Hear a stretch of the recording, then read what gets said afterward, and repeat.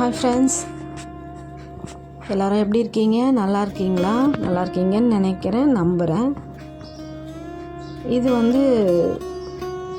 வெள்ளிக்கிழமை எடுத்த வீடியோஸ். இதெல்லாம் ஃபஸ்ட்டு வெள்ளிக்கிழமை இல்லைங்களா, ஆடி வெள்ளி. அதனால் ஸ்பெஷலாக எல்லாம் செய்யணும் அப்படின்னு சொல்லிட்டு எல்லா வேலையும் போயிட்டு இருந்தது. ப்ளஸ் இது கிருத்திகை, ஆடி கிருத்திகை ரெண்டு நாள் வீடியோஸுமே சேர்த்து தான் போட்டிருக்கேன். ஆடி கிருத்திகை நான் ஷார்ட்ஸில் மட்டும் தான் போட்டிருந்தேன். ரெண்டுத்தையும் சேர்த்து போட்டுடலாமே ஒரு வீடியோவா அப்படின்னு சொல்லிட்டு தான் போட்டிருக்கேன். பாருங்கள், வீடியோ பிடிச்சிருக்கோம் உங்களுக்கு. நான் எப்படி செஞ்சுருக்கேன், என்ன செஞ்சேன், சிம்பிளாக செஞ்சுருக்கேன், எப்படி செஞ்சுருக்கேன்றதெல்லாம் இந்த வீடியோவில் காட்டியிருக்கேன். பாருங்கள். வீடியோக்குள்ளே போகிறதுக்கு முன்னாடி நான் போடுற வீடியோஸ்லாம் உங்களுக்கு பிடிச்சிருந்தா ஒரு லைக் கொடுங்க, ஷேர் பண்ணுங்கள், மறக்காமல் சப்ஸ்கிரைப் பண்ணிவிட்டு பக்கத்தில் இருக்க பெல் ஐக்கானை கிளிக் பண்ணிவிடுங்க. அப்போ தான் நான் போடுற வீடியோஸ்லாம் உங்களுக்கு உடனே கிடைக்கும். இப்போ வாங்க வீடியோக்குள்ளே போயிடலாம்.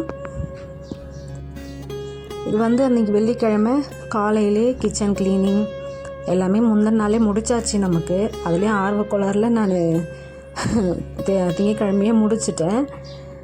புதன்கிழமை சும்மா லைட்டாக க்ளீன் பண்ணி விட்டுருந்தேன். வியாழக்கிழமை நம்ம எப்போவுமே பூஜை பண்ணுற மாதிரி நார்மலாக பண்ணிகிட்ருந்தேன்.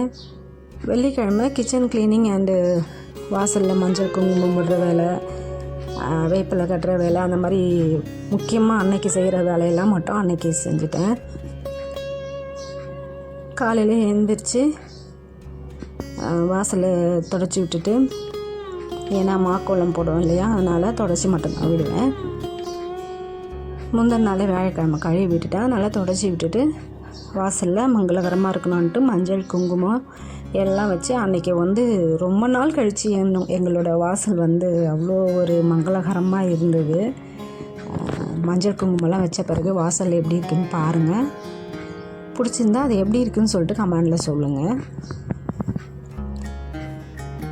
எங்கள் வீடு சின்ன வீடாக இருந்தாலுமே வீடு மங்களகரமாக வச்சுக்கணுன்னு எனக்கு ரொம்ப ஆசை. அதனால தான் எப்போவுமே இப்படி செய்வேன். ஃபுல்லாக மஞ்சள் குங்குமம், திருநீர், நாமம் கட்டி வைக்க மாட்டேன், திருநீர் தான் வச்சுருப்பேன். அப்போ தான் கொஞ்சம் காஞ்ச பிறகு பளிச்சுன்னு ஆகிடும் அப்படின்னு சொல்லிட்டு அப்படி தான் வைப்பேன்.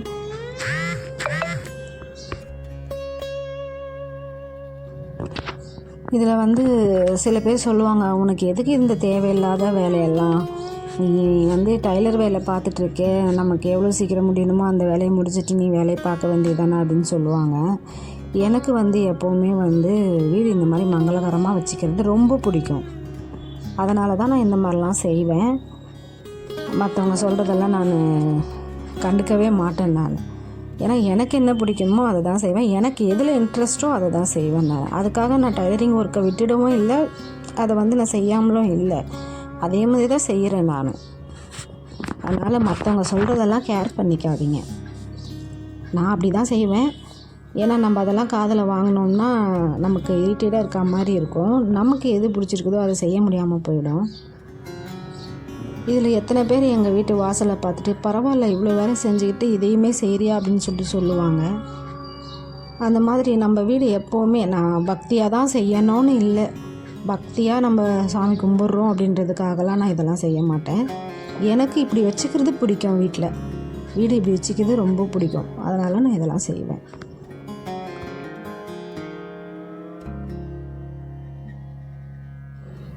இந்த கோலெல்லாம் ரொம்ப அழகாக பெருசாக இதெல்லாம் ரொம்ப பார்த்து போடுவாங்கள்ல. எனக்கு அந்த மாதிரிலாம் கூட தெரியாது. தெரிஞ்ச வரைக்கும் எவ்வளோ நீட்டாக வச்சுக்க முடியுமோ அவ்வளோ நீட்டாக வச்சுக்கணுன்றதை தான் நான் பார்ப்பேன். அதை தான் ஃபாலோ பண்ணுவேன். உங்களுக்கு இந்த மாதிரி பிடிச்சிருந்தா நீங்களுமே அதை ஃபாலோ பண்ணிக்கோங்க.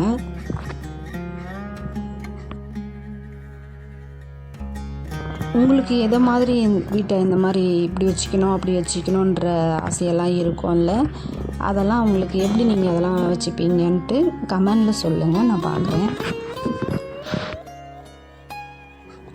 அதுலேயும் இதோட ஆடி மாதம் ஸ்டார்ட் ஆகிட்டு நிறைய பூஜை, நிறைய லைனாக ஒவ்வொரு விசேஷமாக வந்துகிட்டே இருக்கும். ஆடி வெள்ளி, ஆடி செவ்வாய், ஆடி ஞாயிறு, அந்த மாதிரி லைனாக ஒன்று ஒன்றா வந்துகிட்டே இருக்கும். நிறைய பேர் ஞாயிற்றுக்கிழமை கூழ் ஊற்றுவாங்க. எனக்கு வந்து கூழ் ஊற்றுற பழக்கம் இல்லை. ஒன் டைம் வந்து பாப்பா வந்து கன்சீவ் ஆன பிறகு அவங்க பிறந்த பிறகு செய்கிறேன் அப்படின்னு சொல்லிட்டு ஒன் டைம் ஊற்றுட்டேன். ரொம்ப பெரிய ப்ராசஸாக போதா, நம்ம தனியாக இருக்கோம், செய்ய முடியல என்னால். அதனால் நான் அதோட கண்டினியூ பண்ணுறது கிடையாது. நல்லா கிராண்டாக தான் செஞ்சோம் அப்போது. அதுக்கு பிறகு வந்து நான் கோயிலில் கொண்டு போய் கொடுத்துருவேன். அந்த கேழ்வரகு அரிசி அந்த மாதிரி தேவைப்பட்டது கூழ் ஊற்றுவாங்கள்ல கோயிலுங்களில், பக்கத்தில் இருக்க கோயிலுங்களில் கூழ் ஊற்றுவாங்க. அந்த டைமுக்கு போய் நம்மளால் என்ன முடியுமோ அதை வாங்கி கொடுத்துட்டு வந்துடுவோம். அதுவும் நமக்கு கூழ் ஊற்றுற பலனை கொடுக்குன்னு சொல்லுவாங்க. நான் அப்படி தான் செய்வேன். ஆனால் எனக்குமே அதெல்லாம் செய்யணும்னு ஆசை. நம்ம செஞ்சோம்னா சிம்பிளாக ஒரு 1/2 கிலோ 1 கிலோ அப்படிலாம் செய்ய முடியாது இல்லையா? ஏன்னா இந்த மாதிரி ஆடி மாதம் கூழ் ஊற்றுறோம்னாலே வந்து வாங்காதவங்க கூட வந்து வாங்குவாங்க. அது வந்து நமக்கு நல்லது அது. ஆனால் நம்மளால் சும்மா ஒரு இதுக்காக செய்கிறோம் அப்படின்ற மாதிரிலாம் செய்ய முடியாது இல்லைங்களா? செஞ்சால் நல்லா செய்யணும், எல்லோரும் வயிறார அதை வாங்கி குடிக்கணும். அப்போ தான் அதோட பலன் நமக்கு கிடைக்கும். அதனால் நான் அதை என்னால் ஒர்க்கு, அதாவது நம்ம மெயின்டைன் பண்ண முடியல நம்மளால். அதனால் அதை ஸ்டாப் பண்ணிட்டேன். அதுக்கப்புறம் தான் கோயிலில் கொடுக்க ஆரம்பித்தேன். நாங்கள் ஏற்கனவே இருந்த ஏரியாவில் அந்த கோயிலுக்கு கொடுப்போம். இப்போ நாங்கள் வேறு ஏரியாவுக்கு வந்ததால் இங்கே இருக்க பக்கத்தில் இருக்கிற கோயிலுக்கு வாங்கி கொடுத்துருவோம். ஆக மொத்தத்தில் ஏதாவது ஒரு அம்மன் கோயில்களுக்கு கூழ் ஊற்றுற டைமில் இந்த மாதிரி வாங்கி கொடுத்துடணும் அப்படின்றதுக்காக வாங்கி கொடுத்துருவேன். இது வந்து கூழ் ஊற்றுற ப்ராசஸ் வந்து சிம்பிளான ப்ராசஸ் கிடையாது இல்லைங்களா? அதனால் நம்ம சிங்கிளாக அதை செய்ய முடியாது. ஃப்ரைடே ஸ்டார்ட் ஆகும். ஆனால் ஒரு ஜாலியாக இருக்கும் அதை செய்கிறதுக்கு. இருந்தாலும் ப்ராசஸ் பெருசுன்றதால நமக்கு கூட ஹெல்ப்புக்கு யாரும் இல்லையா? அதனால் செய்ய கொஞ்சம் கஷ்டமாக இருக்குது. அதனால தான் நான் விட்டுட்டேன். உங்களுக்கு நிறைய ஹெல்ப் பண்ணுறவங்க நிறைய இருந்தாங்கன்னா அதை கண்டினியூ பண்ணலாம். இது வந்து நான் அன்றைக்கி வந்து வெள்ளிக்கிழமை குலதெய்வ சொம்பு ரெடி பண்ணியிருந்தேன். வேப்பிலை ஃபஸ்ட்டு கிடைக்கல எனக்கு. காலையில் செய்யும் போது எங்கள் வீட்டு செடிங்களில் ஒரு சின்ன குட்டி செடி ஒன்று வளர்ந்துருந்தது. அதிலிருந்த இலையை தான் பறித்து எடுத்துகிட்டு வந்து அதில் போட்டேன் ஃபஸ்ட்டு. அதுக்கப்புறம் காலையில் மார்க்கெட்டுக்கு போன பிறகு தான் வந்து வேப்பிலையை சேல்ஸ் பண்ணிகிட்டு இருந்தாங்க. வேப்பிலை அந்த மாவில் ரெண்டும் சேர்த்து 20 ருபீஸ்க்கு தான் வச்சிட்டு இருந்தாங்க. நிறைய மரம் இருக்குது. ஆனாலுமே அதை போய் எடுத்தால் கொஞ்சம் நிறைய பேர் கத்துவாங்க. அதனால் எனக்கு போய் எடுக்க பிடிக்காது. சரி காசு கொடுத்தே வாங்கிக்கலாம் அப்படின்னு சொல்லிட்டு தான் மார்க்கெட்டுக்கு போன பிறகு தான் கிடச்சிது எனக்கு. முந்தின நாள்லாம் அது கிடைக்காதனால வாங்கிறதுக்காக நான் மறுநாள் காலையில் தான் வந்து ஒரு 10 மணிக்கு மேலே தான் போயிட்டு மார்க்கெட்டுக்கு போயிட்டு வாங்கிட்டு வந்தேன். அதுக்கப்புறம் எடுத்த வீடியோஸ் தான் இதில் ஆட் பண்ணியிருக்கேன். ஏன்னா ஃபஸ்ட்டு காலையில் வைக்கும் போது இல்லை, அந்த ஒரே ஒரு கொத்து அந்த இலையை மட்டும்தான் போட்டிருந்தேன். அதுக்கப்புறம் தான் வந்து 9:30 10:30க்கு நல்ல நேரம் பார்த்து செய்வோம் இல்லைங்களா? அப்போ போட்டு செஞ்சேன் நான். அதுக்கப்புறம் அன்றைக்கி ஆடி ஃபஸ்ட்டு டே அன்றைக்கே வந்து சாமி சிலைகளுக்கெல்லாம் நம்ம அபிஷேகம் பண்ணிடலாம் அப்படின்னு சொல்லிட்டு பண்ண ஆரம்பிச்சிட்டேன். ரொம்ப நாளாச்சு பண்ணி, 1 மந்த்துக்கு மேலே ஆகுது. ஏன்னா லாஸ்ட் டைம் வந்து தங்கச்சி இறந்துட்டாங்கன்னு சொல்லிட்டு பூஜை பண்ணவே இல்லை நான். அதனால் எதுவுமே செய்யலை. இன்றைக்கி தான் எல்லாமே வந்து ஃப்ரைடே அன்றைக்கி ஆடி ஃபஸ்ட் அன்றைக்கே செஞ்சிடலாம் அப்படின்னு சொல்லிட்டு எல்லா சிலைகளுக்குமே பண்ணிட்டேன். கிருத்திகை அன்றைக்குமே வந்து சண்டே வருது இல்லைங்களா? அன்றைக்குமே வந்து கொஞ்சம் வெளியே போகிற வேலை இருந்தது. அதனால் அன்றைக்கி செய்ய முடியல.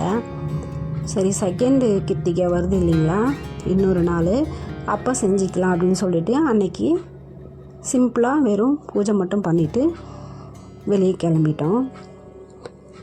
தூப ஆராதனைலாம் அன்றைக்கி ஃப்ரைடே அன்றைக்கி எல்லாமே ஃபினிஷ் பண்ணிட்டேன். பாருங்கள் அடுப்பங்கரை எப்படி இருக்குது பாருங்கள். வீட்டுள்ள நுழையும் போதுமே நம்மளுக்கு ஒரு தெய்வ கடாட்சமாக இருக்கிற மாதிரி தான் இருக்கும். காலையிலே அன்றைக்கி சமையலுமே முடிச்சிட்டேன். ஏன்னா பாப்பா காலேஜுக்கு போகணும், வெளியே போகிறாங்க இல்லைங்களா? அதனால் அவங்களுக்கு எல்லாமே முடிச்சிட்டேன். கிச்சன் இப்படி தான் இருந்தது அன்றைக்கி.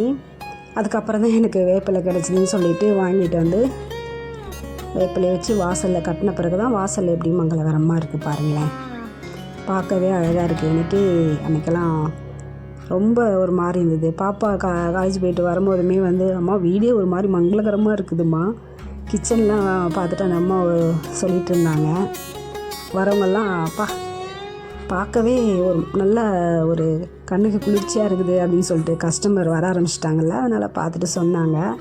எனக்கு இந்த மாதிரி சொல்கிறதெல்லாம் ரொம்ப பிடிக்கும். உங்களுக்கு அந்த மாதிரி பிடிக்குமா என்னன்னு சொல்லிட்டு கமெண்டில் சொல்லுங்கள். நான் மட்டும்தான் அப்படி யோசிக்கிறேன்னா எல்லாருமே அப்படி யோசிக்கிறீங்களான்னு எனக்கு தெரியல, அதனால தான் சொல்கிறேன். அதுக்கப்புறம் தான் தீப தூப ஆராதனையெல்லாம் காட்டி முடிச்சிட்டேன். எல்லாருக்குமே ஆடி மாதத்துக்கு ஆன வேலைகள்லாம் செஞ்சிட்ருப்பீங்க. இந்த மாதத்தில் அம்மனோட அருள் எல்லாருக்குமே கிடைக்கணும்னு வேண்டிக்கிட்டு இந்த வெள்ளிக்கிழமை பூஜையை முடிச்சிட்டேன்.